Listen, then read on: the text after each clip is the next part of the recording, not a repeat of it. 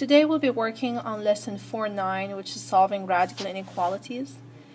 In order to do that, we have to remember some things. Is that if you are in the real number system, okay, not in complex numbers, if you find the square root of 16, that would be how much? 4. And if you're trying to find the square root of negative 16, you will have an I in your answer, and that would be in complex. Remember, imaginary number. But since they're saying real number system, it means you cannot think of the complex number. So this does not exist in the real number system. And then just square root of negative 16 is just, you'll say that there's no solution, or just it's impossible. So for a radical to exist, the inside of the radical should be positive. So now let's look at some of the examples. They're asking me, so what x should be in the following expressions? Now if you look at the first one, it's already done for you. Square root of x minus 4. Now for this to exist, as we talked before, over here that the inside should be 16. So the inside, which is x minus 4, should be greater or equal to 0 for the radical to be true. And then you would just add a 4 to both sides, so you will get that x is greater or equal to 4, and that would be your answer, which is over here. Now, what does that mean?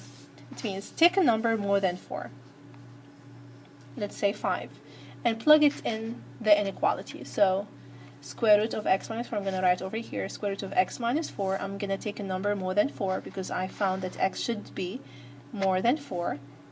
So let's say 5, so instead of x put a 5 minus 4, and you will get a 1. So as you can see, you can get a positive number, so that would be true. Now, so this is what this means, is that x can only be greater than 4. So let's say you pick a number that's less than 4, like 2. So you take x minus 4 and you plug in 2 in there. So as you can see, 2 minus 4 is a negative number, which is not true. So this basically tells me that I cannot pick a number less than 4. X can only be greater than 4. And to get that, you have to take the inside of the radical and set it greater than 0 and continue from there. So let's see how we can continue to solve. I'm going to give you some time to do the next one on your own. So this would be a good time to pause the video and then you can play it again. Now, square root of 5x minus 8. Again, for this radical to exist, the inside of the radical, which is 5x minus 8, should be greater or equal to 0, because if it's less than 0, which means negative number, then the radical would not exist. So to solve this, you would add an 8. So 5x would be greater or equal to 8. You divide by 5, so x has to be a number more greater or equal to 8 over 5 for the radical to make sense. Now let's move on to the last one again. To solve an inequality, first of all, step number 1 is always to assume that whatever is inside the radical, which is 3x plus 9, should be greater or equal to 0. So subtract 9, and then you divide by 3. So x has to be more, let me erase that, not very clear. So x should be greater or equal to negative 3. So again, my step number 1, every time I want to try to solve an inequality, step number 1 is to set whatever is under the radical,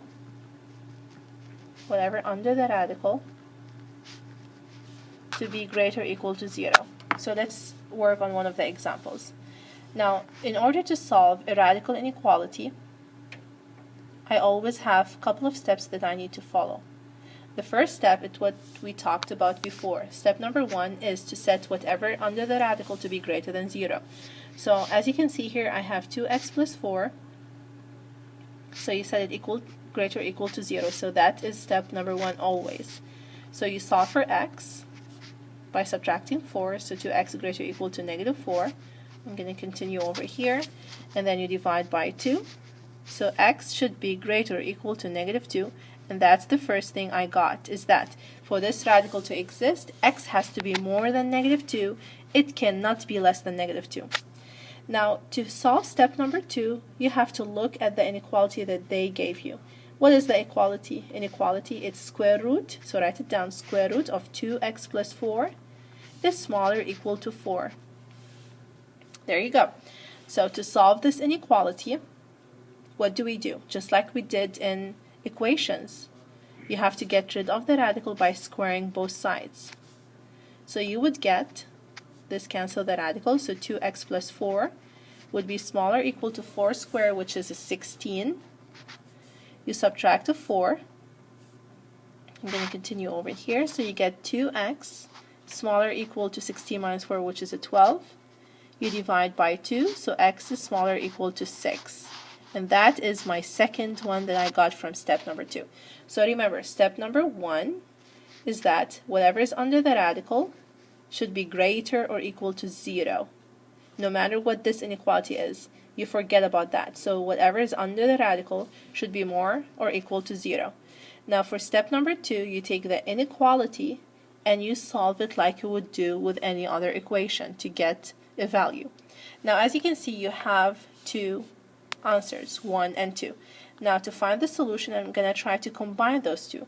So let's see, from step number 1 I got that x is greater than negative 2. I'm going to write it. And from step 2 I got that x is smaller or equal to 6. So I'm going to write it down as well. Now in order to know how or what to get from those two solutions, I have to draw them on the number line. So for the solution you need to combine those two. So number line. Remember, it extends from both sides. Now, the first one, I'm going to do it in black. X is greater or equal to negative 2. So in negative 2, you put a circle on top of it, and it should be a filled circle. Greater means you're going to go to the right more than negative 2, so that would be x greater or equal to negative 2. Now the second one, I'm going to do it in blue. X smaller or equal to 6. So 1, 2, 3, 4, 5, 6. Again, you start on another line, not the same one. X should be smaller or equal to 6 since it's equal to 6, so it's a filled circle. And smaller means you have to go all the way to the left. So the blue one is going to be x smaller or equal to 6. Now the solution means wherever those two lines overlap. So let's pick another color, green. As you can see, they overlap over here. So it means between negative 2 and 6. So this is how you write it if it's between. So x is between. This means between two numbers which are negative 2 and 6. Now since there's a filled circle, so equal to negative 2, and filled circle over here, so it should be equal to 6, and that would be your final answer. X can be any number between negative 2 and 6. So let's put this to the test. Take a number between negative 2 and 6. Let's say 1, so let's do that. Let me choose another number. What do you want? Let's take 0. It's easy. So in order to check if what we did is right, let's take a number between them. Let's say 0. And go ahead and plug it in the equation. I'm going to plug it up there in a different color. Let's take purple. So I'm going to go over here. Instead of x, I'm going to put a 0. Because 0 is between negative 2 and 6.